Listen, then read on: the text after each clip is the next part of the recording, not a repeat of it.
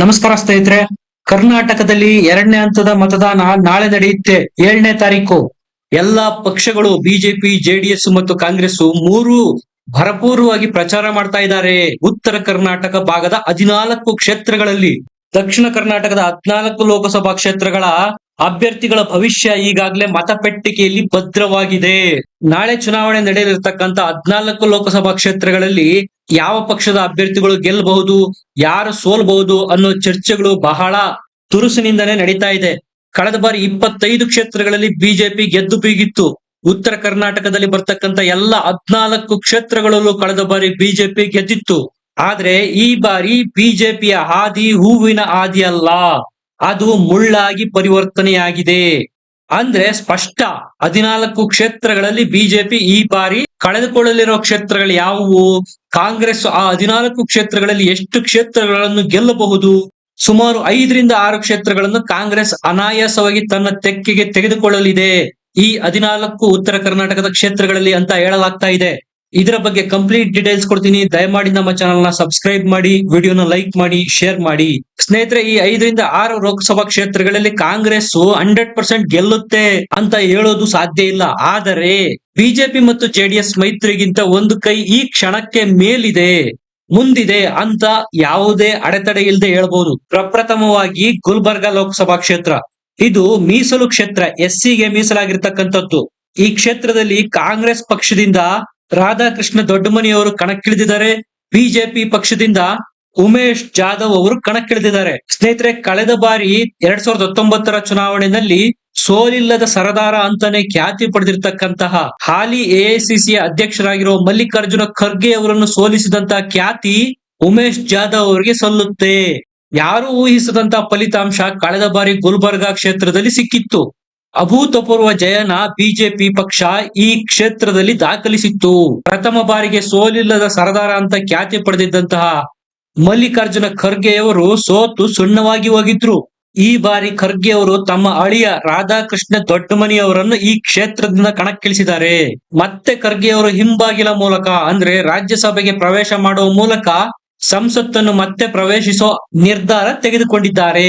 ಈ ಬಾರಿ ರಾಧಾಕೃಷ್ಣ ದೊಡ್ಡಮನಿ ಅವರಿಗೆ ಪ್ಲಸ್ ಆಗೋ ಸಾಧ್ಯತೆಗಳಿದೆ. ಯಾಕೆ ಅಂದ್ರೆ ಸ್ವತಃ ಮಾವ ಮಲ್ಲಿಕಾರ್ಜುನ ಖರ್ಗೆ ಅವರು ಕಾಂಗ್ರೆಸ್ನ ಪ್ರಭಾವಿ ನಾಯಕ. ಅಷ್ಟೇ ಅಲ್ಲದೆ ಈಗ ಗುಲ್ಬರ್ಗಾ ಕ್ಷೇತ್ರದಲ್ಲಿ ಅತ್ಯಂತ ಹೆಚ್ಚಿನ ಸಂಖ್ಯೆಯಲ್ಲಿ ಕಾಂಗ್ರೆಸ್ನ ಶಾಸಕರಿದ್ದಾರೆ. ಪ್ರಿಯಾಂಕಾ ಖರ್ಗೆ ಅವರು ಸಹ ಸಿಎಂ ಸಿದ್ದರಾಮಯ್ಯ ಅವರ ಸಂಪುಟದಲ್ಲಿ ಪ್ರಭಾವಿ ಸಚಿವರಾಗಿದ್ದಾರೆ. ಸಂಘಟನೆಗೆ ಬೇಕಾಗಿರ್ತಕ್ಕಂಥ ಹಣಬಲ, ಜನಬಲ, ಅಧಿಕಾರದ ಬಲ ಎಲ್ಲ ಈಗ ಖರ್ಗೆ ಕುಟುಂಬಕ್ಕೆ ಇದೆ. ಕಳೆದ ಬಾರಿ ಮಲ್ಲಿಕಾರ್ಜುನ ಖರ್ಗೆ ಅವರನ್ನು ಸೋಲಿಸಿದಂತ ಜನ ಈ ಬಾರಿ ರಾಧಾಕೃಷ್ಣ ದೊಡ್ಡಮನಿ ಅವರಿಗೆ ಅನುಕಂಪದ ಅಲೆ ವರ್ಕೌಟ್ ಆಗ್ತಕ್ಕಂತ ಸಾಧ್ಯತೆಗಳಿದೆ. ಹಾಗಾಗಿ ಈ ಕ್ಷೇತ್ರ ಕಾಂಗ್ರೆಸ್ ತೆಕ್ಕೆಗೆ ಜಾರಲಿದೆ ಅಂತಕ್ಕಂಥ ಅಭಿಪ್ರಾಯಗಳು ಕೇಳಿ ಬರ್ತಾ ಇದೆ. ಕಾಂಗ್ರೆಸ್ ಗೆಲ್ಲಬಹುದಾದ 2ನೇ ಕ್ಷೇತ್ರ ಯಾವ್ದಪ್ಪ ಅಂದ್ರೆ ಚಿಕ್ಕೋಡಿ. ಹಾದಿ ಸುಗಮವಾಗಿಲ್ಲ. ಖುದ್ದು ಸತೀಶ್ ಜಾರಕಿಹೊಳಿ ಅವರು ಪ್ರಭಾವಿ ಸಚಿವರಾಗಿದ್ದಾರೆ. ತಮ್ಮ ಮಗಳು ಪ್ರಿಯಾಂಕಾ ಜಾರಕಿಹೊಳಿ ಅವರನ್ನು ಚಿಕ್ಕೋಡಿ ಕ್ಷೇತ್ರದಿಂದ ಕಣಕ್ಕಿಳಿಸಿದ್ದಾರೆ. ಸ್ನೇಹಿತರೆ, ಇಲ್ಲಿ ಬಿಜೆಪಿಯ ನಾಯಕರೇ ಅಣ್ಣಾ ಸಾಹೇಬ್ ಜೊಲ್ಲೆ ಅವರ ಗೆಲುವಿಗೆ ಶ್ರಮ ಆಗ್ತಾ ಇಲ್ಲ ಅಂತಕ್ಕಂಥ ಮಾತುಗಳು ಕೇಳಿ ಬರ್ತಾ ಇದೆ.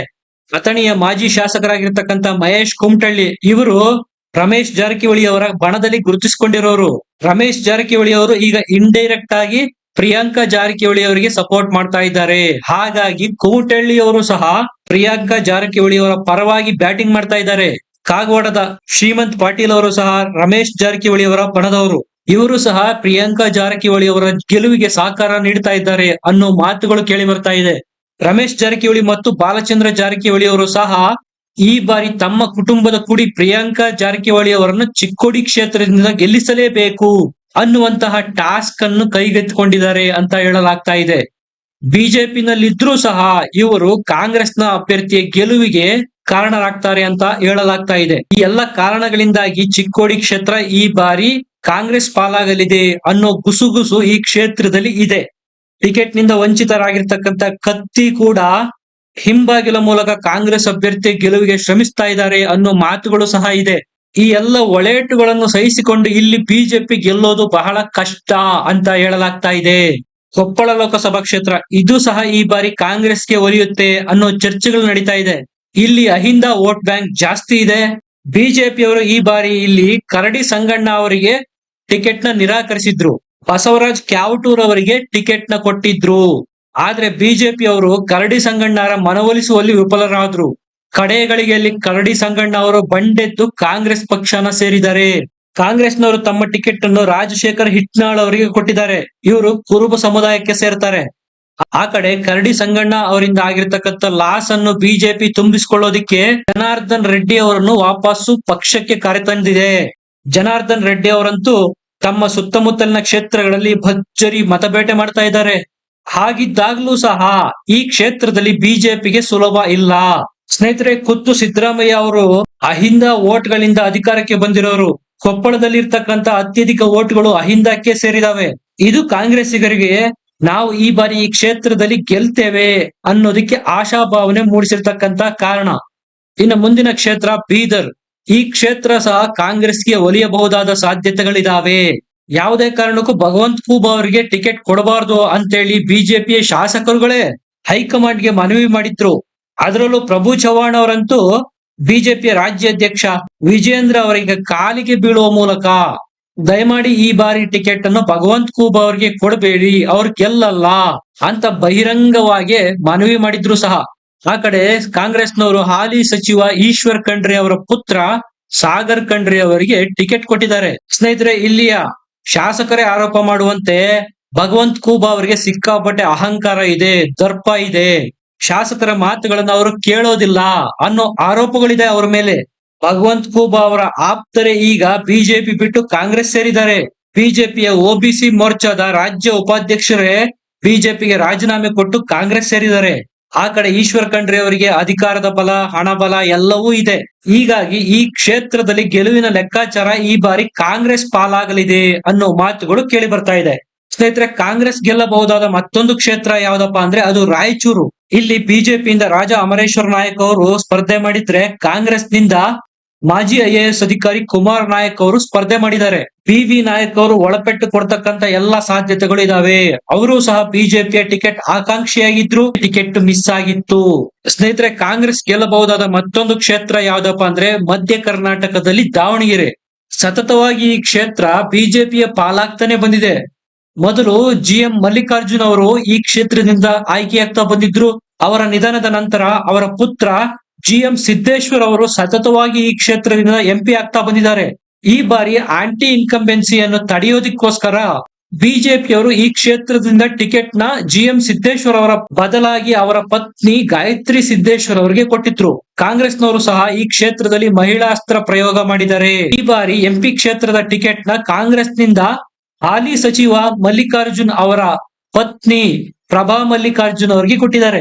ಸ್ನೇಹಿತರೆ, ಈ ಕ್ಷೇತ್ರ ಕಾಂಗ್ರೆಸ್ ಪಾಲಾಗುತ್ತೆ ಅಂತ ಯಾಕೆ ಹೇಳ್ತಾ ಇದ್ದೀನಪ್ಪಾ ಅಂದ್ರೆ ಇಲ್ಲಿ ಬಿಜೆಪಿಯಲ್ಲಿ ಇರ್ತಕ್ಕಂಥ ಒಳ ಬಂಡಾಯ. ಖುದ್ದು ರೇಣುಕಾಚಾರ್ಯ ಅವರು, ಕರುಣಾಕರ್ ರೆಡ್ಡಿ ಅವರು ಮತ್ತು ರವೀಂದ್ರನಾಥ್ ಅವರು, ಈ 3 ಜನ ಬಿಜೆಪಿಯ ನಾಯಕರು ಯಾವುದೇ ಕಾರಣಕ್ಕೂ ಸಿದ್ದೇಶ್ವರ್ ಅವರ ಕುಟುಂಬಕ್ಕೆ ಈ ಬಾರಿ ಟಿಕೆಟ್ ಕೊಡಬಾರದು, ನಮ್ಮಲ್ಲೇ ನಮ್ಮ ಬಣದ ಯಾರಾದ್ರೂ ಒಬ್ಬರಿಗೆ ಟಿಕೆಟ್ ಕೊಡಿ ಅಂತ ಹೇಳಿ ಬಂಡಾಯ ಸಾರಿದ್ರು. ಯಡಿಯೂರಪ್ಪನವರೇ ಸ್ವತಃ ಫೀಲ್ಡ್ ಗಿಳಿದು ಬಂಡಾಯ ಶಮನ ಮಾಡಬೇಕಾದಂತ ಪರಿಸ್ಥಿತಿ ಬಂದಿತ್ತು. ಮೇಲ್ನೋಟಕ್ಕೆ ಅವರು ಬಿಜೆಪಿ ಅಭ್ಯರ್ಥಿಗೆ ಸಪೋರ್ಟ್ ಮಾಡ್ತೀವಿ ಅಂತ ಹೇಳ್ತಾ ಇದ್ದಾರೆ ಹೊರತು ಎಲ್ಲೂ ಗಾಯತ್ರಿ ಸಿದ್ದೇಶ್ವರ್ ಅವರ ಹೆಸರು ಹೇಳಿ ಪ್ರಚಾರ ಮಾಡ್ತಾ ಇಲ್ಲ. ಮನಪೂರ್ವಕವಾಗಿ ಈ 3 ಜನ ಪ್ರಚಾರದಲ್ಲಿ ಪಾಲ್ಗೊಳ್ತಾ ಇಲ್ಲ. ಇದು ಬಿಜೆಪಿಗೆ ಟೆನ್ಷನ್ ಕೊಟ್ಟಿರೋದು. ಆ ಕಡೆ ಕಾಂಗ್ರೆಸ್ಗೂ ಸಹ ಟೆನ್ಷನ್ ಇದೆ. ತನಗೆ ಟಿಕೆಟ್ ಸಿಕ್ಕಿಲ್ಲ ಅಂತೇಳಿ ವಿನಯ್ ಕುಮಾರ್ ಅವರು ಬಂಡಾಯ ಅಭ್ಯರ್ಥಿಯಾಗಿ ಸ್ಪರ್ಧೆ ಮಾಡಿದ್ದಾರೆ. ಇದು ಎಷ್ಟರ ಮಟ್ಟಿಗೆ ಕಾಂಗ್ರೆಸ್ಗೆ ಒಳೇಟು ಕೊಡುತ್ತೆ ಅನ್ನೋದು ಕಾದು ನೋಡಬೇಕು. ಆದ್ರೆ ಈ ಕ್ಷಣಕ್ಕೆ ನೋಡೋದಾದ್ರೆ ಕಾಂಗ್ರೆಸ್ ಅಭ್ಯರ್ಥಿ ಪ್ರಭಾ ಮಲ್ಲಿಕಾರ್ಜುನ್ ಅವರು ಬಿಜೆಪಿಯ ಗಾಯತ್ರಿ ಸಿದ್ದೇಶ್ವರ್ ಅವರಿಗಿಂತ 1 ಹೆಜ್ಜೆ ಮುಂದಿರೋದು ಸ್ಪಷ್ಟ. ಸ್ನೇಹಿತರೆ, ಈ 6 ಕ್ಷೇತ್ರಗಳಲ್ಲಿ ಕಾಂಗ್ರೆಸ್ನ ಅಭ್ಯರ್ಥಿಗಳು ಬಿಜೆಪಿಗೆ ಕಂಪೇರ್ ಮಾಡಿದ್ರೆ 1 ಹೆಜ್ಜೆ ಮುಂದಿದ್ದಾರೆ ಮತ್ತು ಗೆಲುವಿನ ಗೆರೆಯ ಸಮೀಪದಲ್ಲಿದ್ದಾರೆ. ಆದ್ರೆ ಕೊನೆಯ ಕ್ಷಣದಲ್ಲಿ ಫಲಿತಾಂಶ ಏನ್ ಬೇಕಾದ್ರೂ ಆಗಬಹುದು. ನಿಮ್ಮ ಅನಿಸಿಕೆ ಅಭಿಪ್ರಾಯಗಳನ್ನು ಕಮೆಂಟ್ ಸೆಕ್ಷನ್ ಅಲ್ಲಿ ಬರೆದು ತಿಳಿಸಿ. ವಿಡಿಯೋನ ಲೈಕ್ ಮಾಡಿ, ಶೇರ್ ಮಾಡಿ, ನಮ್ಮ ಚಾನೆಲ್ ನ ಸಬ್ಸ್ಕ್ರೈಬ್ ಮಾಡಿ. ಮತ್ತೆ ಸಿಗೋಣ. ಧನ್ಯವಾದ.